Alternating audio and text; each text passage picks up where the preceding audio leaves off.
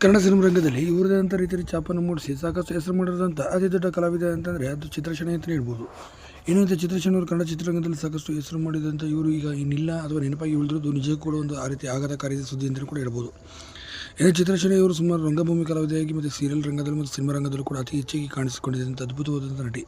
ಇದು ಅದ್ಭುತವಾದಂಥ ನಟಿ ಸುಮಾರು 400ಕ್ಕೂ ಅಧಿಕ ಸಿನಿಮಾಗಳಲ್ಲಿ ಮಾಡಿದ್ದಾರೆ. ಬಹುಭಾಷಾ ನಟಿ ಅಂತಲೂ ಕೂಡ ಚಿತ್ರಶಣೆಯವರು ಹೆಸರು ತೆಗೆದುಕೊಂಡಿದ್ದಾರೆ.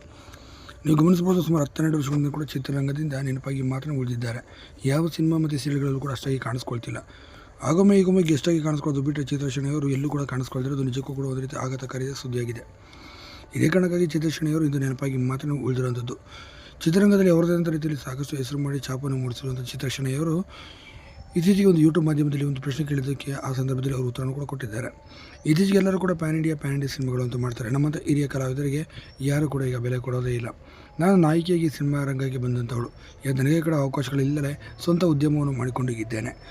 ಚಿತ್ರರಂಗವನ್ನು ನಂಬಿಕೊಂಡು ಜೀವನ ಸಾಗಿಸ್ತೀನಿ ಅಂದರೆ ಇವತ್ತಿನ ಕಾಲದಲ್ಲಿ ತುಂಬಾ ಕಷ್ಟ ಅಂತ